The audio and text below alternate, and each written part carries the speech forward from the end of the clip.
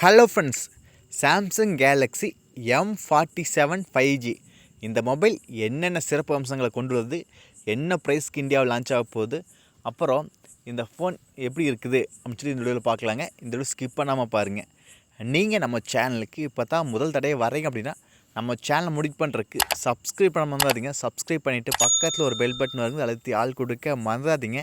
இந்த ஃபோனோட டிஸ்பிளேலேருந்து போயிடலாங்க. ஃபஸ்ட்டு இதோட ஃபோனோட டிஸ்பிளே சைஸ் வந்து 6.7 இன்ச் சூப்பர் AMOLED டிஸ்பிளே கொடுக்குறாங்க. கூட நம்மளுக்கு 120 ஹெர்ட்ஸ் ரிஃப்ரெஷ் ரேட்டாக வருதுங்க டிஸ்பிளேயில்.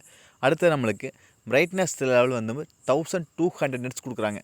நம்மளுக்கு சூப்பர் AMOLED டிஸ்பிளே அப்படின்னு என்ன, நம்மளுக்கு AMOLED டிஸ்பிளேயோட வெயிட்டை ரிடியூஸ் பண்ணுறதுக்கு அதுக்கு தான் சூப்பர் AMOLED அப்படின்னு சொல்லி நம்ம டிஸ்பிளேயோட வெயிட்டை குறைக்க கொடுத்துக்கிறாங்க.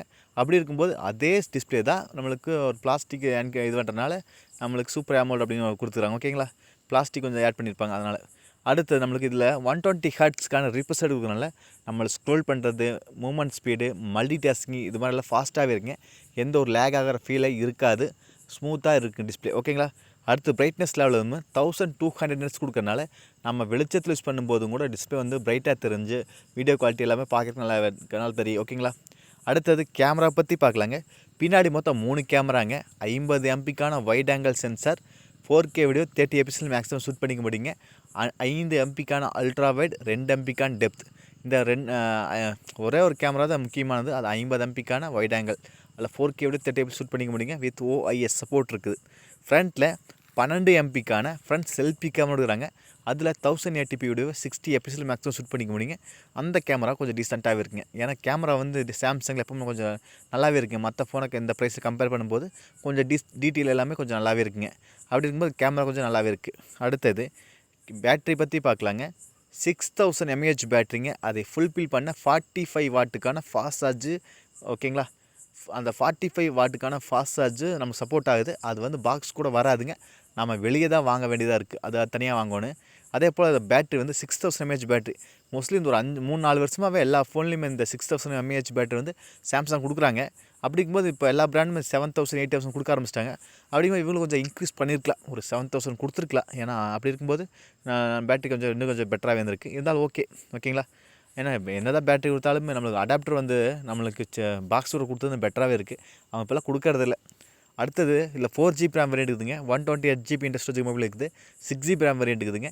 8GB ரேம் வேரியன்ட் இருக்குது. இதோட ப்ரைஸ் வந்து இந்தியன் மார்க்கெட்டில் 22,000 வர அதிக வாய்ப்பு இருக்குதுங்க. 22,999 அவங்களே சொல்லிட்டாங்க. அப்படி இருக்கும்போது அந்த ப்ரைஸுக்கு ஏன்னா இப்போ ஃபோனோட ப்ரைஸ் எல்லாம் இன்க்ரீஸ் பண்ணிட்டாங்க. அப்படி இருக்கும்போது நம்மளுக்கு எல்லா பிராண்டுமே இன்க்ரீஸ் பண்ணிட்டாங்க. அப்படி இருக்கும்போது 22,000 ஒரு ஓகேவான ஃபோன் தான். ஏன்னா இதோட LPDDR 5X ரேம் கொடுக்குறாங்க, UFS 3.1 கொடுக்குறாங்க. அதே போல் ஸ்னாப்ட்ராகன் 6 Gen 3 அப்படிங்கிற ப்ராசஸ் கொடுக்குறாங்க. அப்படிங்கும்போது ஃபோன் வந்து கொஞ்சம் ஃபாஸ்ட்டாகவே இருக்குங்க. அப்புறம் கேம் விளையாடுறதுக்கு எல்லாமே நல்லாவே இருக்குது. அதனால தான் நம்மளுக்கு வந்து ப்ரைஸ் வந்து இன்க்ரீஸ் பண்ணியிருக்காங்க. அந்த இந்த ப்ராசஸ் வச்சு நம்ம கேம் கூட கொஞ்சம் நல்லா விளையாடிக்கலாம். இந்த பட்ஜெட்டுக்கு ஒரு ஓகேவானது. ஏன்னா சாம்சங்கில் வந்து ஸ்னாப்ட்ராகன் ப்ராசஸ் கொடுக்குறது ரேர் தான். ஏன்னா அதிகமாக கொடுக்க மாட்டாங்க. ஏன்னா அவங்களோட ஓன் ப்ராசஸை கொடுத்துருவாங்க இந்த பட்ஜெட்டுக்கு. இருந்தாலும் இவங்க ஸ்னாப்ட்ராகன் ப்ராசஸ் கொடுக்கறதுனால கொஞ்சம் வரவேற்கத்தக்கது, கொஞ்சம் நல்லாவே இருக்குது. பர்ஃபார்மன்ஸ் கொஞ்சம் பெட்டராகவே இருக்குது மற்ற ஃபோனை கம்பேர் பண்ணும்போது சாம்சங்கில். அடுத்து Android 16 வரப்போகுதுங்க.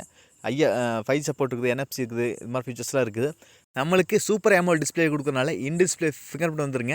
அப்படியே நம்மளுக்கு கூடவே நம்மளுக்கு மிலிட்ரி கிரேட் ப்ரொடெக்ஷன் கொடுக்குறாங்க இந்த ஃபோனுக்கு. அப்படி இருக்கும்போது ஃபோன் வந்து கீழே போட்டால் மோஸ்ட்லி டேமேஜ் ஆகாது, அவ்வளோ சீக்கிரம் டேமேஜ் ஆகாது அப்படிங்கிறது அந்த மிலிட்ரி கிரேட் ப்ரொடெக்ஷன் அப்படிங்கிறது. அப்புறம் நீங்கள் எத்தனை பேர் சாம்சங் மொபைல்லேருந்து இந்த ஃபோனை இந்த வீடியோ பார்க்குறேன்னு சொல்லுங்கள். உங்களுக்கு இந்த சாம்சங் மொபைலில் யூஸ் பண்ணுறதுக்கு எப்படின்னு சொல்லி கண்டிப்பாக சொல்லுங்கள். எனக்கு இந்த ஃபோன் வந்து ஒரு ஓகேவான, கண்டிப்பாக இந்த பட்ஜெட்டுக்கு ஒரு ஓகேவான ஃபோன் தாங்க. கண்டிப்பாக ட்ரை பண்ணலாம். நீங்கள் நம்ம சேனலுக்கு இப்போ தான் முதல் தடவை வரீங்க அப்படின்னு நம்ம சேனல் முடிவு பண்ணுறதுக்கு சப்ஸ்கிரைப் பண்ண வந்துருங்க. சப்ஸ்கிரைப் பண்ணிவிட்டு பக்கத்தில் ஒரு பெல் பட்டன் வருங்க, அதை அழுத்தி ஆள் கொடுக்க மறந்துடாதீங்க. மீண்டும் ஒரு நல்ல பதிவு சந்திப்பேன். Bye, take care.